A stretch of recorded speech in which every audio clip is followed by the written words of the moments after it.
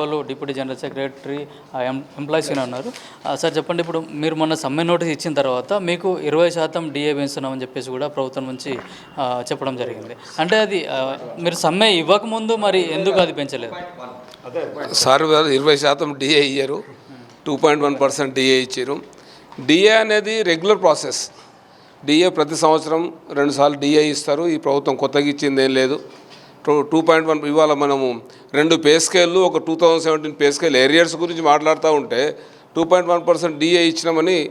DA అనేది యాక్చువల్గా ఆర్టీసీలో ఇన్నర్ మేనేజ్మెంట్ ఈడీ ఆఫీస్ నుంచి ఒక సర్కులర్ వస్తుంది డిపోలని, దాన్ని ఒక మంత్రి దగ్గర పెట్టుకొని మిగతా మేనేజ్మెంట్ అందరిని దగ్గర పెట్టుకొని దానికి మీడియా సమావేశం పెట్టడం అనేది ఆ మంత్రి స్థాయి కంటే చాలా కిందికి వచ్చిండు ఆయన.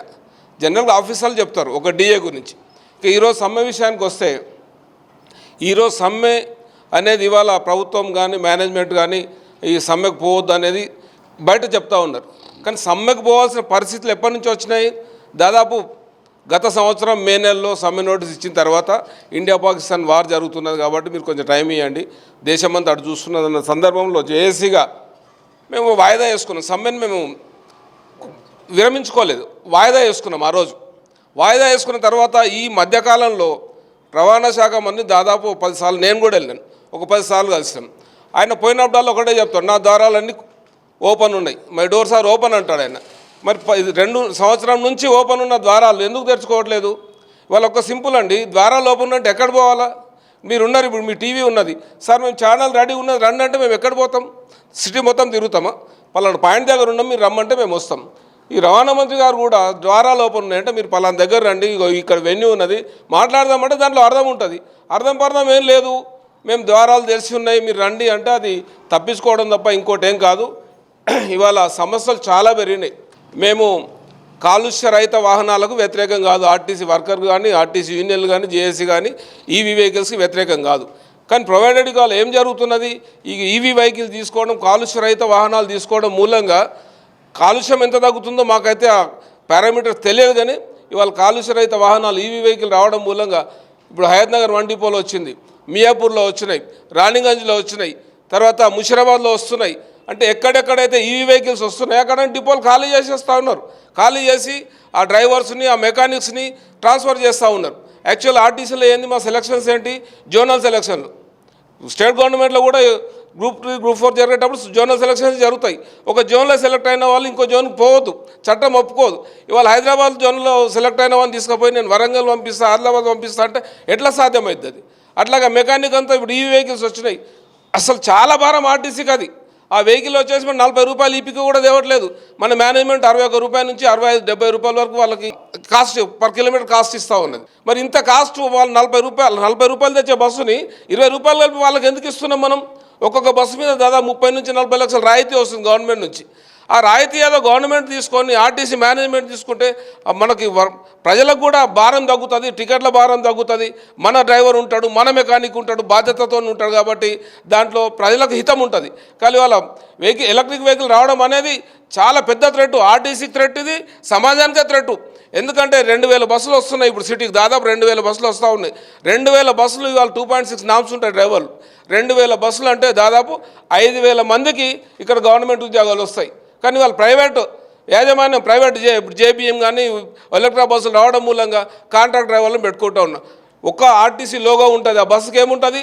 ఆర్టీసీ లోగో తప్ప. డ్రైవర్ ఆర్టీసీ వాడు కాడు, మెకానిక్ ఆర్టీసీ వాడు కాడు, మేనేజ్మెంట్ దాంట్లో ఉన్న మేనేజ్మెంట్ ఆర్టీసీ కాదు. కానీ ఆర్టీసీలో కొట్టుకొని తిరుగుతూ ఉంటాం. ఇవాళ మనం ఆల్రెడీ సిటీలో దాని మీద నెగటివ్ ఫీడ్ వచ్చింది. ఈ ఈవీ బస్సులు ఎక్కడ సరిగా ఆపుతలేరు.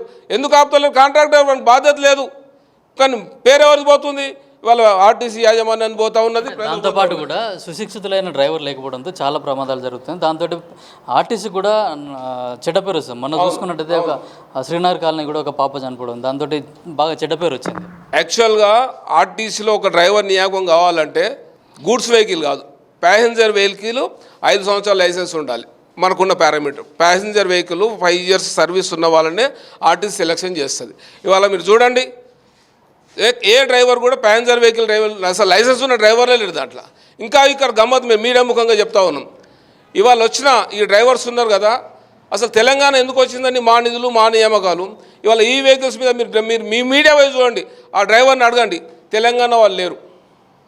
మనం ఎక్కడ ఈ సెంట్రింగ్ మేస్త్రీని తీసుకొచ్చినట్టు, హోటల్లో కార్మికులను తీసుకొచ్చినట్టు, లేకపోతే మిగతా ఎక్కడైతే తెస్తున్నామో ప్లంబర్స్ వీళ్ళంతా యూపీ గారి నుంచి వస్తున్నారో యూపీ బీహార్ నుంచి వచ్చి డ్రైవింగ్ చేస్తూ ఉన్నారు వాళ్ళు. ఇవాళ నేను చెప్తా ఉన్నాను, యూపీ బీహార్ నుంచి వచ్చి ఇక్కడ డిపోలలో 2 నెలలు 3 నెలలు పడుకొని పోతే అసలు వాళ్ళకి రెస్టారెంట్లో దొరుకుతుంది, వాళ్ళకి స్థితిగతులు ఏం తెలుస్తాయి. కాబట్టి ఈ మేనేజ్మెంట్, ఈ ప్రైవేట్ మేనేజ్మెంట్ కూడా ఆర్టీసీ డ్రైవర్లని నియమించుకోవడం అనేది చాలా పెద్ద వాళ్ళకి రిస్కే అది. కానీ వాళ్ళు ఏంది వ్యాపారం కాబట్టి ఎవరినో తీసుకొస్తున్నారు, పెడతా ఉన్నారు, రిస్కులు అవుతూ ఉన్నాయి. 5 సంవత్సరాలు ఎక్స్పీరియన్స్ ఉన్న డ్రైవర్ ఎక్కడ, క్లీనర్ చేసి వాళ్ళ ఆటోలు నడిపించి వచ్చే డ్రైవర్ ఎక్కడ? ఇది ప్రజలతో కూడా ప్రాణాలతో చెలగాటమాడుతున్నారు. కాబట్టి దీన్ని పూర్తిగా వ్యతిరేకిస్తున్నాం. ఈ ప్రభుత్వము మేనేజ్మెంట్, ఆర్టీసీ మేనేజ్మెంట్ ఈ బస్సులు కొనే వరకు కూడా మా పోరాటం ఉంటుందని ఇవాళ స్ట్రైక్ నోటీసులు ఇది ఒక ప్రధాన సమస్యగా ఇవాళ కూర్చుందని తెలియజేస్తా ఉన్నాం. కళ్యాణ లక్ష్మితో కూడా ఆర్టీసీ లాభాలలోకి వచ్చింది. మీ ఆర్టీసీ కూడా దాదాపు 9,000 కోట్లు కూడా మేము ఇచ్చినామని చెప్పేసి కూడా మంత్రి గారు చెప్తున్నారు. అంటే అది వాస్తవమేనా? ఆ మహాలక్ష్మితోటి ఆర్టీసీ లాభాలలోకి వచ్చిందా? ఒకటి, ఇవాళ ఒక పెద్ద బట్టల షాప్ పెడతాడు ఒక ఆయన, ఓ 10 కోట్ల రూపాయలు పెట్టి పెద్ద షోరూమ్, మెగా షోరూమ్ ఓపెన్ చేస్తారు. వచ్చిన వాళ్ళకి క్యాష్లో అమ్ముతా అని చెప్తాడు ఆయన. క్యాష్లో అమ్ముతా అంటే రోజుకు 100 మంది వస్తారు. మొత్తం క్రెడిట్ సేల్ అని ఒక బోర్డు పెడతాడు. ఎన్ని రోజులు అమ్ముతాడు? ఒక 10 కోట్ల రూపాయలు బిజినెస్ పెట్టిన ఆయన ఒకటే రోజులో బట్టలు ఉన్న కాడికి అమ్మేస్తాడు మెగా షోరూమ్ పోతాను. పేపర్లో లాభాలు ఉంటాయి కానీ ఎప్పుడు వసూలు కావాలి అవన్నీ? సేమ్ అట్లానే ఉంది. ఇది ఒక ఉద్దర ఖాతా పెట్టిన షాప్ యజమాని లాగా ఉన్నది వీళ్ళది. మహాలక్ష్మి స్కీమ్కి వీళ్ళు చెప్పిన లెక్కల ప్రకారంగా నెలకు 350 కోట్లు రావాలి. ఇవాళ ఎంత వస్తున్నాయి? నెలకు 350 కోట్లు రావాల్సిన దగ్గర నెలకు 100-120 కోట్లు ఇచ్చేసి, అంటే టెంపరీ వీళ్ళ ఖర్చుకు సరిపోయిన డబ్బులు ఇచ్చేసుకుంటూ యాజ్ ఆన్ ఫిబ్రవరి 2,700 కోట్లు మహాలక్ష్మి అమౌంట్ డ్యూ ఉన్నది.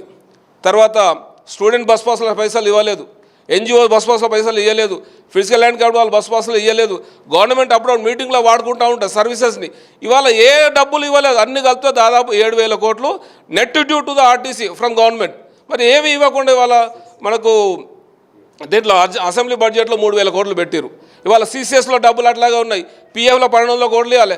ఇవన్నీ కలుపుకుంటే దాదాపు 9,000-10,000 కోట్లు ఆర్టీసీ యాజమాన్యము, ప్రభుత్వము ఈ కార్మికులకు ఇస్తూ ఉన్నది. ఇవాళ ఈ ఆర్టీసీ నడుస్తుందంటే వాళ్ళ ఫండ్స్తో నడుస్తలేదు. ఆఫ్ ద రికార్డ్ చెప్తా ఉన్నాం. ఒక ఎగ్జిక్యూటివ్ డైరెక్టర్ చెప్తా ఉన్నాడు, అరే బాబు ఈ ఆర్టీసీ అంతా మీ డబ్బులతోనే నడుస్తుంది, ఇవాళ నెట్ ఆర్టీసీ కార్మికులకు ఇచ్చే పైసలు 6,000 కోట్లు ఉన్నాయని చెప్తా ఉన్నారు. మరి ఆర్టీసీ కార్మికుల డబ్బులతో ఆర్టీసీ నడపడం అంటే అది ఎంతవరకు సమంజసమవుతుంది? ప్రభుత్వం కూడా ఆలోచించుకోవాల్సి వస్తూ ఉన్నది. ఈ ప్రభుత్వం కూడా దీని మీద స్పందించాల్సిన అవసరం ఉన్నది. ఇవాళ చాలా చిన్న డిమాండ్లు అండి ఇవి, చాలా చిన్న డిమాండ్. ప్రభుత్వం ఏం చెప్పింది? ఈ కాంగ్రెస్ గవర్నమెంట్ రాగానే ప్రభుత్వాన్ని, ఆర్టీసీని ప్రభుత్వాన్ని విలీనం చేస్తాం. సరే కేసీఆర్ గవర్నమెంట్ దాన్ని ఏం చేసిరు? వాళ్ళు మోసం చేసి చెప్పు. కానీ కేసీఆర్ గవర్నమెంట్ పోతూ ఆయన భయపడిండో, ప్రేమ పుట్టిందో, ఏం పెట్టిందో మనకు ఒక జీవో తయారు చేసిపోయిండు. చేసిన తర్వాత గెజిట్ ఇచ్చి పెట్టిపోయిండు. ఇవాళ ఏం చేయాలా? దానికి ఒక అపాయింట్మెంట్ ఇస్తే సరిపోతుంది. దానికి ఇవాళ మినిస్టర్ గారు ఏం చెప్తున్నారు? మేము కమిటీ చేసినాం. ఇవాళ మా జిఎస్ గారు అదే అడిగిండు, అసలు నీ కమిటీ చేస్తే నీ కమిటీ హెడ్ ఎవరు, నీ కమిటీ మెంబర్స్ ఎవరు, దాంట్లో ఏ యూనియన్ పెట్టినావు, ఏ ఆఫీసర్లను పెట్టినావు, ఎవరు లేదు కమిటీ చేసినని చెప్తా ఉన్నావు. మరి వాళ్ళు ఇట్లాంటి కమిటీల పేరు మీద మనం ఆర్టీసీని ప్రభుత్వం విలీనం ఎలక్షన్లు, ఇవాళ ఎలక్షన్లు మీరు పెట్టమంటే ఎందుకు పెట్టట్లేదు? సింగరేణులు అవుతున్నాయి, ఎలక్ట్రిసిటీ బోర్డులు అవుతున్నాయి, మిగతా కంపెనీలు అవుతున్నాయి, ఎన్జిఓలకు అవుతున్నాయి. ఒక ఆర్టీసీ వాడు అంటే ఎందుకు భయపడుతుంది? మీరు భయంతో పెడతలేరు. ఇవి ఎందుకు భయపడుతూ ఉన్నారు? ఆర్టీసీ వాడు ఎందుకు భయపడుతూ ఉన్నారు అంటే ఇవాళ ఏవైతే కబ్జాలు చేయదలుచుకున్నారో యూనియన్ స్ట్రాంగ్ ఉంటాయి, ప్రజల్ని చైతన్యం చేస్తారు, వీళ్ళు ప్రజలతో తిరుగుబాటు చేస్తారు, తిరుగుబాటు చేయిస్తారు అనే ఒక భయంతోనే ఇవాళ ఆర్టీసీ కార్మికుల మీద ఉక్కుపాదం ప్రయత్నం చేస్తుంది. ఆయన ఇవాళ సమ్మెను మేమే చేయం, ప్రజలకు పోతాం, ప్రజలలో అవేర్నెస్ తీసుకొస్తాం. ఇలా సిటీలో ఆర్టీసీ బస్సులని ఒకవేళ ప్రభుత్వమే కొంటే ఈ సిటీలో ఉన్న ఒక 5,000 మంది డ్రైవర్లకు ఉద్యోగాలు వస్తాయి. దాదాపు డిపోకి ఒక 100 మంది మెకానికులు, అంటే ఒక 2,000 నుంచి 3,000 మంది మెకానికులకు ఉద్యోగాలు వస్తాయి అనేది ఈ ప్రజలకు తీసుకుపోతాం. ప్రజలని భాగస్వామ్యం చేసి ఈ ఉద్యమాన్ని ఉధృతం చేస్తామని తెలియజేస్తా ఉన్నాం.